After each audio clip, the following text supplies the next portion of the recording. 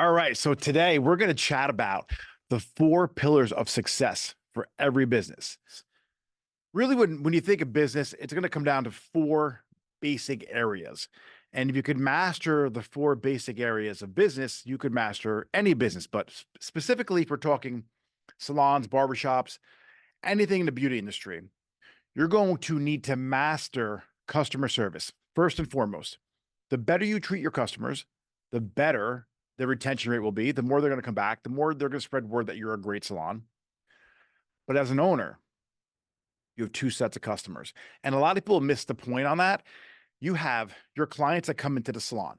Obviously, they get haircuts, they get color done, but you also have another set of clients, and that's your staff.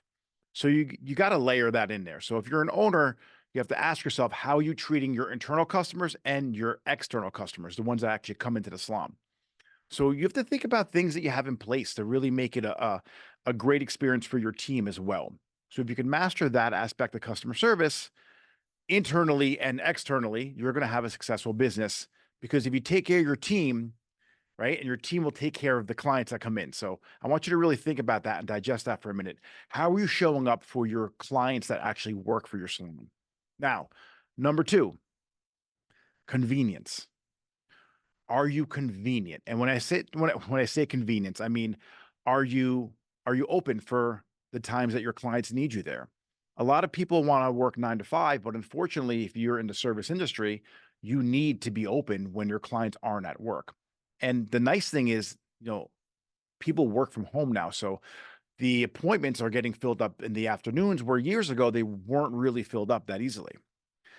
But not just convenience on your hours of operation. Are you conveniently located? Right? Is it easy to get to your salon?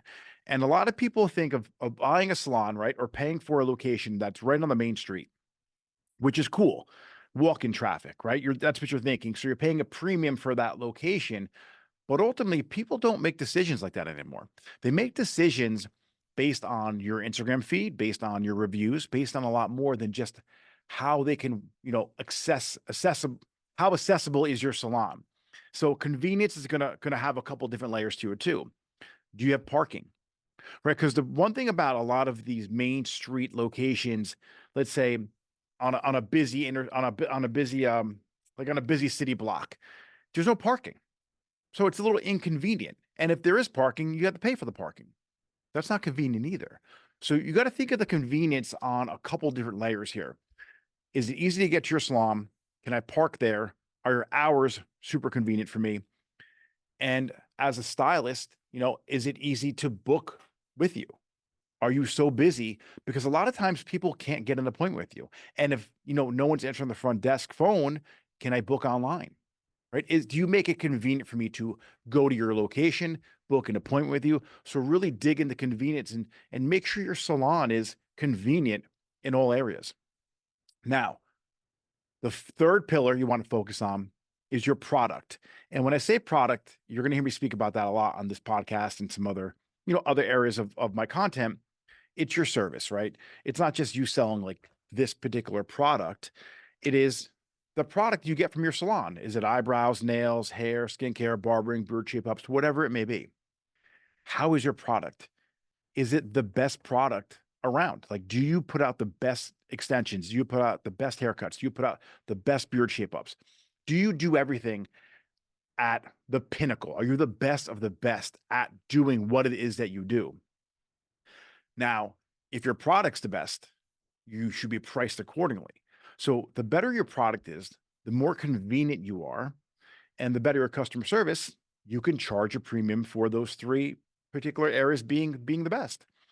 And if you're not adding value by having the best product, by being convenient, by having the best customer service, well, then your price has to reflect that. So people can charge anything they want.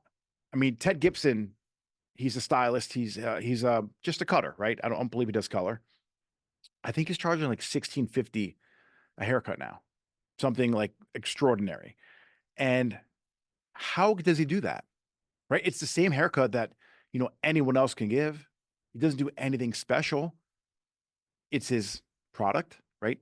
It's obviously a good haircut, right? It can't suck, but it's his customer service. It's how he treats you. So if his product is exceptional and his customer service is exceptional, his price can be expensive, and then his convenience can be a little less convenient too, because it's probably hard to book an appointment with him because he's so expensive. There's a select few people in the world that can actually get a haircut with him. So it's really not that convenient. But so what needs to happen if you're not, hitting all 4 points, you have to hit two of these exceptionally. Like you have to really deliver on your product and deliver on your customer service. So if you are a new stylist or a new salon or somebody starting out, you have to make sure every area, every aspect of all four businesses, you're crushing it on. You got to make sure you're priced accordingly. Like the value is there. You got to make sure your product is exceptional. You're giving an amazing haircut, or you're the best at your color, you're the best at extensions, or you're best at haircutting. Whatever it is that you do, you have to be the best. Now, you have to be convenient, right? A lot of problems today happen when people go to suites, right? And there's no one giving them a structure, no one giving them any kind of guidance on when they should be open, and they have all the freedom they want to create the hours that they want. And the problem is they're not convenient for their clients. And you see a lot of suites are empty. Like they're being rented, someone's paying for them, but there's no one in the suite because they're not convenient. They only want to work a certain hours a day. You're not going to crush it and elevate your career by doing that. If you're just starting out, you have to be convenient for everybody. And then your customer service, again, just to recap on everything, you have to have exceptional customer service. Like, are you touching back out to all your clients? Are you reaching out to them to see how their experience was? That's great customer service.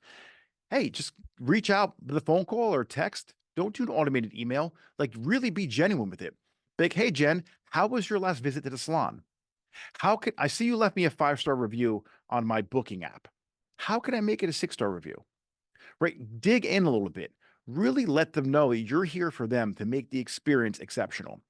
And if you really hit all four areas and all four aspects of business, you're going to be successful. You're going to build your career really fast. And the one thing we have now that we didn't have 20 years ago was social media. So good marketing, okay, makes a bad product fail faster.